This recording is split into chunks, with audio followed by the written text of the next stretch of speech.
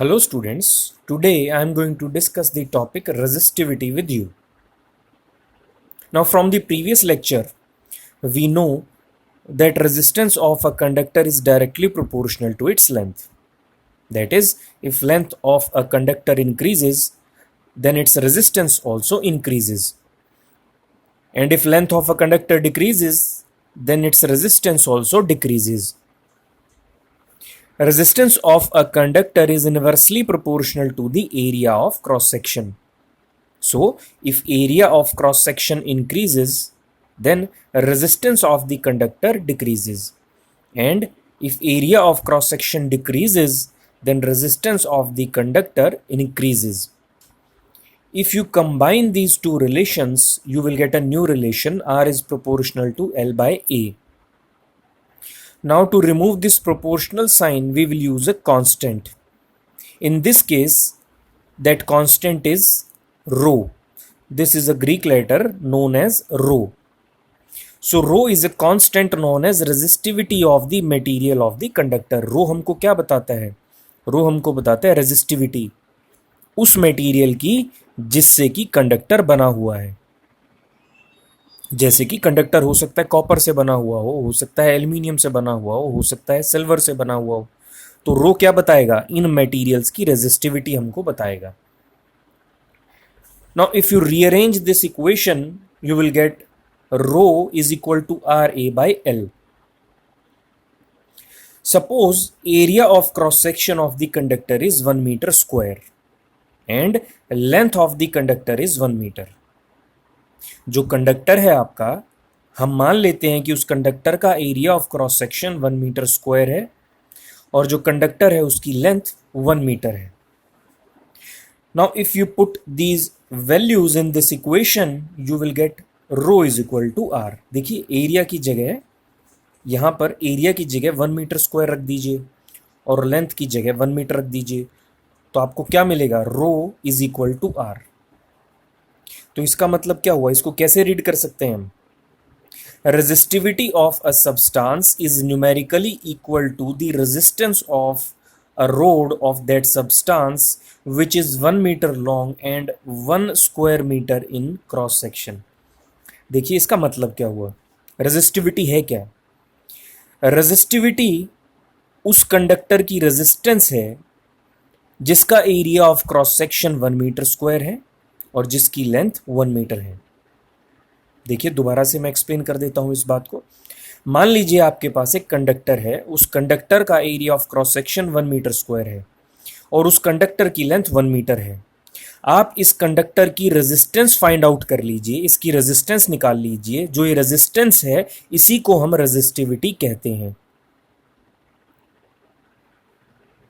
Now मान लीजिए आपके पास एक ऐसा ऑब्जेक्ट है जिसका area of cross section 1 metre square है और जिसकी लेंथ 1 मीटर है. तो ये ऑब्जेक्ट एक क्यूब बनेगा जिसकी साइड 1 मीटर होगी. यानी हम कह सकते हैं कि ये जो डायमेंशंस हैं, मतलब एक ऐसा ऑब्जेक्ट है जिसका area of cross section 1 metre square है और लेंथ 1 मीटर है, तो ये 1 मीटर क्यूब बनेगा.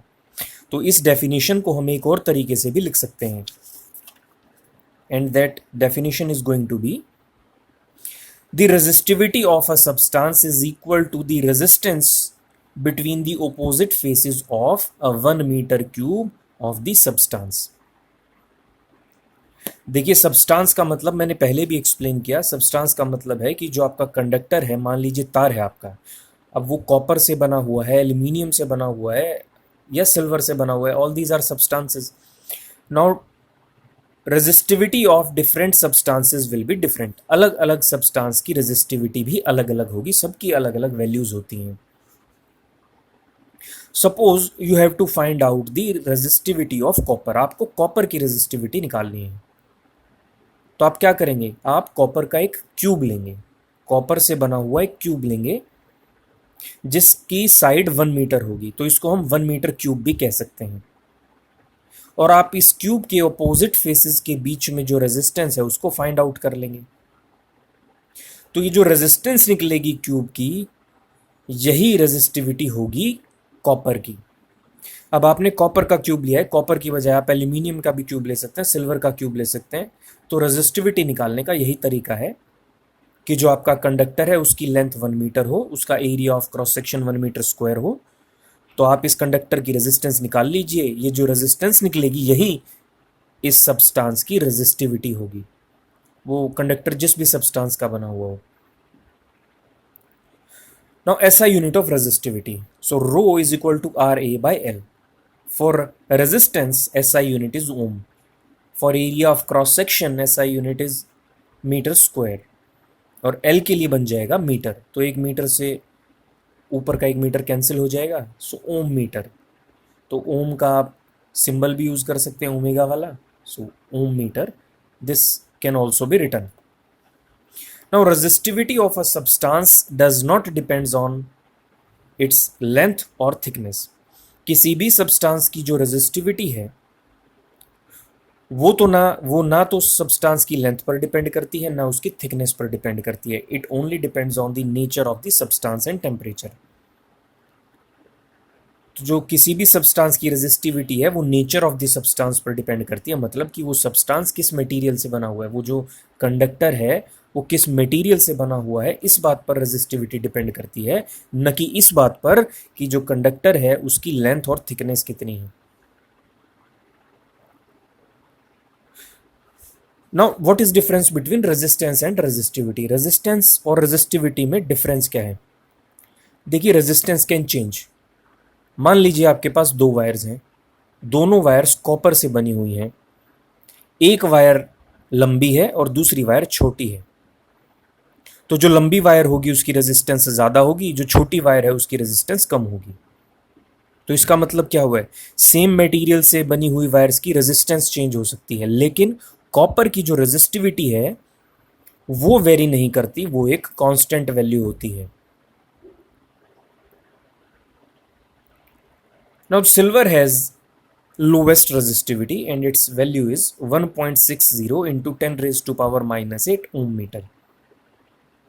Now this means that silver offers the least resistance to the flow of current through it. जिस सब्सटेंस की रेजिस्टिविटी कम होगी उस सब्सटेंस से बने हुए वायर्स की रेजिस्टेंस भी कम होगी, और अगर किसी सब्सटेंस की रेजिस्टिविटी ज़्यादा होगी तो उस सब्सटेंस से बनी हुई वायर्स की रेजिस्टेंस भी ज़्यादा होगी। अब सिल्वर की रेजिस्टिविटी बहुत कम है, इसका मतलब सिल्वर जो है वो लीस्ट रेजिस्टेंस ऑफर करता है to the flow of current. जब किसी तार के थ्रू करंट फ्लो करता है तो वो जो तार है उसको रेजिस्ट करता है, करंट के फ्लो को अपोज करता है, जिसको हम रेजिस्टेंस कहते हैं। तो सिल्वर की रेजिस्टेंस सबसे कम होगी।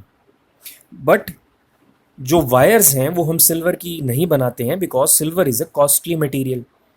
सो the wires are not made of silver because it is very costly. Instead, we use copper and aluminum to make wires. Now, different materials have different resistivities. आपकी बुक में एक table भी दी हुई होगी आपको. So, if you want to know the resistivities of different materials, you can refer to that table. Now, resistivity of alloys are much more higher than those of pure metals. देखिए, pure metals का मतलब है copper हुआ आपका, aluminium हुआ, silver हुआ। तो जो अलॉयज हैं इनकी रेजिस्टेंस प्योर मेटल्स के कंपैरिजन में ज़्यादा होती है।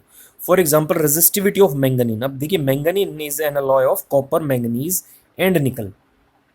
It is about 25 times more than that of the copper. तो मैंगनीन की जो रेजिस्टिविटी है वो कॉपर के कंपैरिजन में 25 टाइम्स मोर है। The resistivity of constantan. अब कॉन्स्टेंटन भी एक अलॉय है कॉपर और निकल का। इसकी रेजिस्टिविटी 30 टाइम्स मोर है than that of the copper metal. Copper से 30 गुना ज्यादा रेजिस्टिविटी होती है कॉन्स्टेंटन की। Resistivity of nichrome which is an alloy of nickel, chromium, manganese and iron is about 60 times more than that of the copper. तो nichrome की resistivity copper के comparison में 60 टाइम्स मोर है। Now the heating elements of electrical heating appliances. देखिए, electrical heating appliances कौन कौन से होते हैं?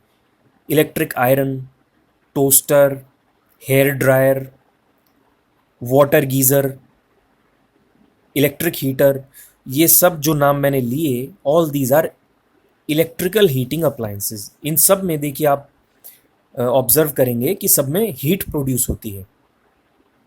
तो इन सब में हीट कौन प्रोड्यूस करता है? Heating elements. इन सभी इलेक्ट्रिकल अप्लायंसेस में हीटिंग एलिमेंट्स होते हैं, and these heating elements are made of an alloy rather than pure metal.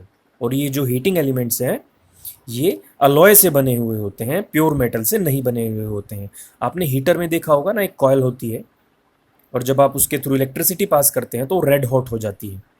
तो आपका हीटर क्या हुआ? एक इलेक्ट्रिकल हीटिंग अप्लायंसेस। और वो जो हीटिंग एलिमेंट है जो आप देखते हैं जो रेड हॉट हो जाता है, वो एक अलॉय से बना हुआ होता है। अब उसका रीजन है, और वो रीजन क्या है देखिए। Now resistivity of an alloy is much higher than that of the pure metal. Alloy की जो रेजिस्टिविटी है वो प्योर मेटल के कंपैरिजन में बहुत ज़्यादा होती है। अब इससे क्या फ़र्क पड़ता है ये हम नेक्स्ट लेक्चर्स में डिस्कस करेंगे। फिलहाल आप इतना समझ लीजिए कि अलॉय की जो रेजिस्टिविटी है वो प्योर मेटल के कंपैरिजन में ज़्यादा होती है। And second reason, N alloy does not undergo oxidation. यहाँ पर ऑक्सीडेशन का मतलब है कि बर्न होना। ज़्यादा हीट हो जाएगी तो तार बर्न हो जाती है easily even at higher temperature when it is red hot. मतलब जो अलॉय है वो रेड हॉट होने पे यानी बहुत ज़्यादा गर्म होने पर भी बर्न नहीं होता। इसलिए हम लोग जो हीटिंग एलिमेंट्स हैं उनको अलॉय से बनाते हैं। For example nichrome. नाइक्रोम जैसा मैंने अभी बताया था एक अलॉय है। Nichrome alloy is used for making the heating elements of electrical heating appliances such as electric iron, toaster, electric kettle, water heaters, hair dryers. तो आपका जो इलेक्ट्रिक हीटर होता है, जो उसमें आप कॉयल देखते हैं, जो हीटिंग एलिमेंट आप देखते हैं, वो नाइक्रोम से बना हुआ होता है। और उसकी रीज़न क्या है? क्योंकि नाइक्रोम की रेजिस्टिविटी बहुत ज़्यादा है। और दूसरा, जो नाइक्रोम है वो रेड हॉट होने पर यानी बहुत ज़्यादा हाई टेम्परेचर होने पर भी बर्न नहीं होता। It does not undergo oxidation.